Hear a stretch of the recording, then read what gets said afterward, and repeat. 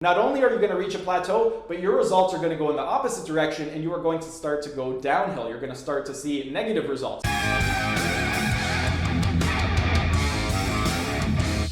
Hey everyone, thanks for tuning in. Today I'm going to be sharing with you the top 10 reasons you're not gaining muscle. But before I start, you guys know the drill. Like the video, subscribe to the channel, hit the notification bell, ding ding ding. And if you don't want to watch the entire video, I will be including timestamps in the description. That way you can skip ahead to the section that interests you. Now, what are the top 10 reasons why you're not gaining muscle? Well, the number one reason you're not gaining muscle is that you're not consuming an adequate amount of protein. When it comes to building muscle, protein consumption is going to be one of the most important things next to working out that is going to help you build muscle. Now, when it comes to an adequate amount, what exactly does that mean? Typically, what you hear floating around is that you need to consume 1 gram per pound of body weight of protein to build muscle. And that's really an oversimplification of protein requirements. Really, your protein requirements are going to come in a range of anywhere from 0.8 to 1.5 grams per pound of body weight, depending on how many calories you are consuming.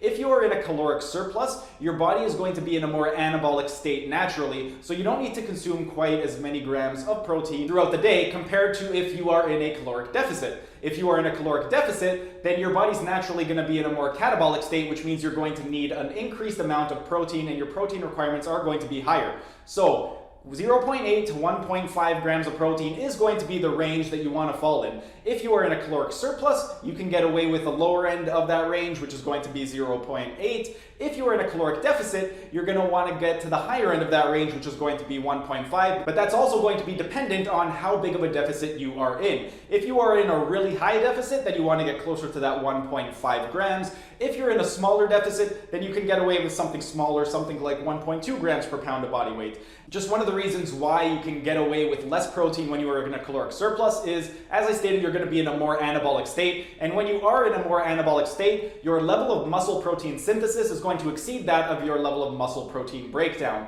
Whereas when you are in a caloric deficit, the level of muscle protein breakdown is going to exceed that of muscle protein synthesis. So when your muscle protein synthesis exceeds your muscle protein breakdown, you are in a state of building muscle. You are more anabolic. On the flip side, when your level of muscle protein breakdown exceeds that of your muscle protein synthesis, you are going to be in a more catabolic state, which means you are going to be losing muscle. So if you want to build muscle and you're not seeing results, then you need to consume an adequate amount of protein, and that amount is going to fall anywhere from 0.8 to 1.5, depending on your dietary status and how many calories you are consuming.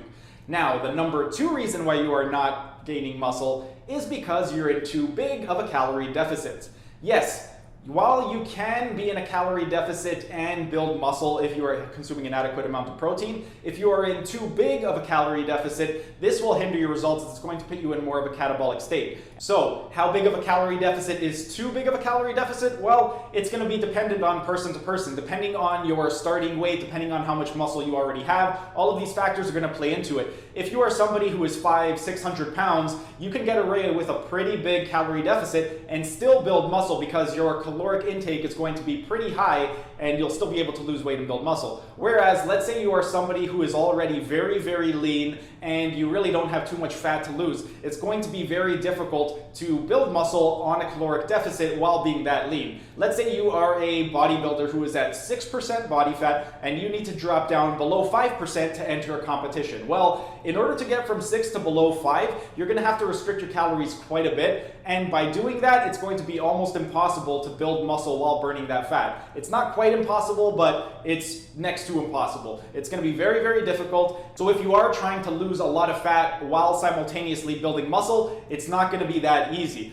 You're better off doing a very small caloric deficit and going slow and steady and gradually building muscle over a longer period of time instead of trying to do it over the short run. Yes, if you are entering a bodybuilding competition, there are time requirements. So if you only have 1 or 2 weeks to drop the body fat down, there's really no ways around it. You're going to have to decrease your calories to the point where you can get on stage. However, if you're not a pro bodybuilder like 99.99999% of the population, then what you want to do is make sure that the caloric deficit that you're in is not so high that your level of muscle protein breakdown is exceeding that of your muscle protein synthesis. Now, the number 3 reason why you are not gaining muscle is because you are training too intense. Now, you might be a little bit confused by that. You're thinking, well, if I train intensely, isn't that going to equate to more muscle gains? No. when I say intense, I'm referring to intensity in terms of relative intensity to your 1 repetition maximum. I'm referring to intensity in terms of weight training and program design terms. Intensity, when it comes to strength training, is going to refer to the percentage of your 1 repetition maximum. Now, when you are training at a high intensity, let's say 85+% of your 1 repetition maximum, you are in a strength building zone. You have different types of phases. There's strength, there's absolute strength, there's hypertrophy, and there's strength endurance. If you are training between 1 to 5 repetitions, so you are training over 85% of your 1 repetition maximum, that is going to be beneficial for increasing strength gains. But in terms of increasing hypertrophy, hypertrophy is going to be more beneficial between the ranges of 70% to 80-85% of your 1 repetition maximum. Yes, you can technically still build muscle at lower intensities and higher, but in terms of optimal for muscle building, it is going to fall somewhere within that range. If you are doing something like a 1 rep max training or training in that 1 to 5 rep range, that's going to be optimal for strength, but it's going to be a lot more difficult to gain muscle in that repetition and intensity ranges. Now, the number 4 reason why you are not building muscle is the opposite. It's that you're not training intense enough. Just as with the previous point that I just made, you can train too intense and that's going to be better for strength gains. Well, if you don't train intense enough, that's going to be better for strength endurance. Let's say you are training at 60% intensity of your 1 repetition maximum. Well, at 60% intensity, that's roughly going to be the 20 repetition range for the average person. And 20 repetitions at 60% intensity is going to be more along the lines of strength endurance. So if you are trying to optimize muscle gains, you want to train in the hypertrophy zone. And the hypertrophy zone, as I said, is going to be anywhere from 70 to 80-85%, and it's going to be in that 9 to 12 repetition range. That's going to be the sweet spot. You can still build muscle at lower and higher repetition ranges, but in terms of the optimal rep range and intensity ranges, those are going to be optimal for you to build muscle. However, depending on the volume of training and other factors, you can still build muscle at very low and very high intensities. But if you are training at very high intensities, the volume is going to have to increase significantly for you to be able to get the amount of stimulation that you need from the muscle. Because if you are training at high intensity and you're not doing a lot of volume to compensate for the lifting that you are doing, then it's going to make it a lot more difficult for you to build muscle. And likewise for strength endurance. If you are training in that strength endurance range, you can still elicit a hypertrophy response, but you're going to want to get to the point where you are at least approaching or achieving failure. If you are training at low intensities and you want to build muscle, you have to hit muscular failure. Studies have shown that even at very low intensities, going anywhere from 30 up to 50 repetitions, if you are hitting muscular failure, you can still build muscle. But if you are trying to build muscle in the most optimal way possible, then for most people, that 9 to 12 repetition range is going to be the sweet spot, and that is what you should be training in. Now, the number 5 reason why you are not building muscle is because you're not following the progressive overload principle. This is a mistake that a lot of people make. A lot of people, they get comfortable with the weight that they're using and they don't challenge themselves.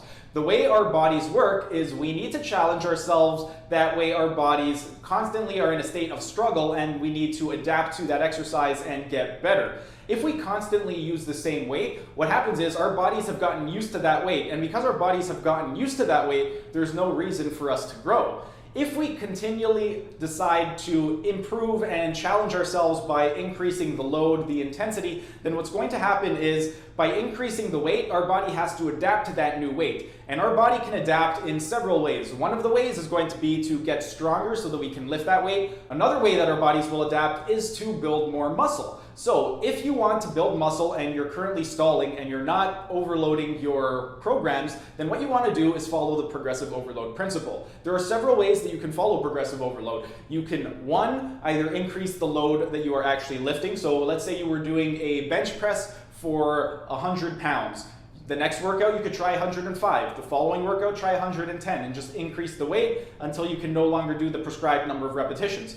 If you don't want to increase the weight, another way that you could do progressive overload is increasing the repetitions. So if you were doing a bench press with 100 pounds for 10 repetitions, the next workout you could try 12. The following you could try 15. Another way that you could do progressive overload is by increasing the sets. So if you were doing 3 sets with 100 pounds, The next workout, you could try 4 sets. The following, try 5. There are many different ways that you can do progressive overload. You could do a combination of all 3 of the methods that I just mentioned. You could combine 2 of them, or you could stick to just one. Ideally, if you are a beginner, the best way to do progressive overload is to increase the actual load of the exercise, which means the weight that you are lifting. So whatever weight you were doing, if you were able to complete all of the repetitions for all of the sets using proper form, the next workout, you want to increase the weight to challenge your muscles to grow and get stronger. Now, the number 6 reason why you are not gaining muscle is because you're not performing full range of motion when you do your exercise routine. Performing full range of motion is going to be incredibly beneficial.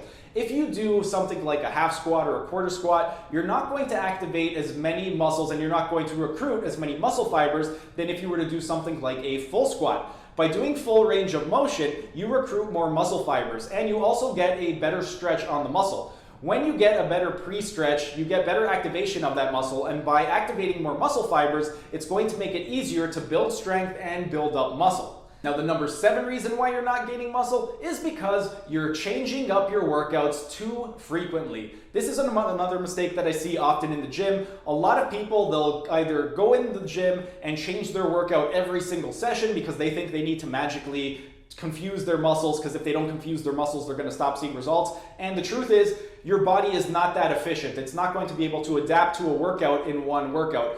If you are a high-level athlete, let's say you're an elite athlete that's been training for 30, 40 years, and you've been training consistently for those 30 to 40 years, and you've done thousands of different workouts in that time, then your body is going to adapt a lot quicker to a given workout than the average person. But if you're the average person, you can get away with doing the same workout 6 to 12 workouts and you'll continue to see results. You don't need to change your workout every single day, and you don't need to change your workout even every single week. 6 to 12 is going to be the sweet spot. I know that for myself, at around 6 workouts, I tend to stall and stop seeing results in terms of strength gains. So every 6 workouts, I like to change my own workout, but everybody's going to be a little bit different. Within that 6 to 12 range is going to be optimal for most people. I find that for the average person that I work with, I like to change it up roughly every 6 workouts. For my pro athletes, I'll change it up a little quicker. I'll change it up maybe every 2 to 4, depending on the athlete that I have in front of me. But for most people, 6 to 12 is going to be the sweet spot. What you can do to figure out where your sweet spot is keep a training log and keep track of how often your weights are going up, how many repetitions you're doing, how many sets. If you notice that you're starting to stall, it doesn't matter if it's 6, 8, 12, anywhere in that range, then you want to start to change it up as soon as you notice that you start to stall. The number 8 reason why you're not noticing any more strength gains is because you're performing the same workout for too long. Now, I know what you're thinking. You just said that I was changing it up too frequently, so how can I be doing it for too long? Well, everybody is going to adapt to a workout after a certain number of workouts. Nobody knows exactly what that number is. You're going to have to figure that out for yourself. But if you do a workout for a long period of time, eventually your workout is going to be ineffective and you're going to hit a plateau. And once you hit that plateau, if you continue to do that same workout once you've hit the plateau, not only are you going to reach a plateau, but your results are going to go in the opposite direction and you are going to start to go downhill. You're going to start to see negative results. So you want to be able to do a workout for long enough that you are seeing good results, but you don't want to do it for too long to the point where you hit a plateau and you're no longer building muscle. Again, 6 to 12 workouts is going to be optimal for most people, and for me personally, with my clients, I like to stick to around 6 workouts before I change up the workout, but it depends on a person-to-person basis. Some people will do the workouts longer, some people shorter. Test it out on yourself, keep a training log to see how exactly your progress is coming along. If you notice that you're starting to stall a little bit, that workout is no longer effective for you. Change it up. Now, the number 9 reason why you are not gaining muscle is because you're doing too much cardio. Yes, cardio is really, really good if your goal is to lose fat, but if your main objective is to build muscle, you don't want cardio to be your primary focus. You want strength training to be your primary focus. One of the other things when it comes to cardio is great for burning fat, but cardio also raises your cortisol levels. Cortisol is your stress hormone, and what happens when cortisol levels are elevated throughout the body is as circulating cortisol is elevated, your serum testosterone levels are going to decrease. So by incorporating a lot of cardio, you're going to be in a more catabolic state because cortisol is a catabolic hormone, and you're going to have lower levels of testosterone, which is your anabolic hormone. So if you have more of a catabolic hormone and less of an anabolic hormone circulating throughout your system, that is going to mean you are going to lose muscle. So if you are trying to optimize muscle gains, you want to try to minimize your cardio and increase your resistance training. That brings us to the number 10 reason why you are not gaining muscle, and that is that you are not getting enough sleep.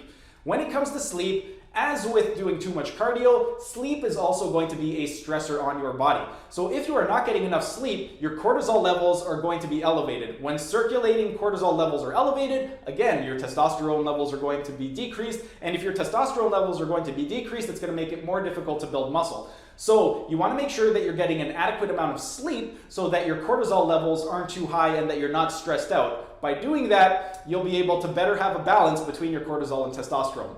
Another reason why getting sleep is very, very important, if you do get an adequate amount of sleep, then you will generally make better choices throughout the day when it comes to food. Because if you remember from a few videos ago, when you don't get enough sleep, ghrelin, your hunger hormone, is going to be circulating more in your system. When you don't get enough sleep, ghrelin levels are going to increase, and that is going to cause you to make poor food choices because ghrelin has been linked to poor decision making, and it's going to make you crave more high calorie dense foods and overall just worse foods, because when your body is in a state of hunger, what happens is it wants to get the most calorie dense foods possible because it is in a conservation mode in terms of energy. So because your body is in a state of energy conservation, you want to acquire as many calories as possible. And by doing that, you are going to crave high calorie dense foods. There was an MRI, a functional MRI scan done. This was about 10 years ago. I remember they had performed a study on several people. This was a BBC documentary, and I've been trying to remember the name of this for over a decade now. This is a complete side note, but if any of you guys have seen this and you remember the name of the documentary,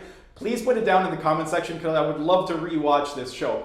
Anyway, back to this point. About 10 years ago, I was watching this BBC documentary, and they had a few different people and they gave them different types of foods. One woman was given a salad with some healthy protein, and somebody else ended up skipping breakfast. What happened was they found that when the woman who ate the salad and the high quality protein was given images of very high calorie dense foods and very low calorie dense foods, their brain did not light up whatsoever. So they reacted the exact same to seeing chocolate as they did to seeing a salad or a steak. Whereas with the people that had skipped breakfast, they would show them pictures of things like broccoli, kale, and that part in their brain, it did not light up. However, when they were shown foods like ice cream and candy and really high calorie dense foods, that part in their brain lit up. And that was their circulating ghrelin. Because what happens, again, when ghrelin is elevated, it's going to cause you to crave high calorie dense foods. And when you crave high calorie dense foods, it's also going to make it easier to make poor decisions throughout the day. Whereas if you get a good night's sleep, ghrelin is going to be under control. You'll be able to make a better choice when you wake up in the morning for breakfast. And if you make a good breakfast choice, then your choice throughout the day, your food choices throughout the day, they will follow and you will make good food choices. If you follow those top 10 reasons, you will see that your muscle gains are going to continue. If you don't follow them, then they'll probably stall. But that's pretty much it for today's video. If you enjoyed the video, be sure to smash that like button so I know to make more of these types of videos in the future. And if you're either new to the channel or haven't subscribed yet, be sure to subscribe to the channel and hit the notification bell as I will be uploading new videos every single day. That's it for today's video. Thanks for tuning in, and I will see you again tomorrow.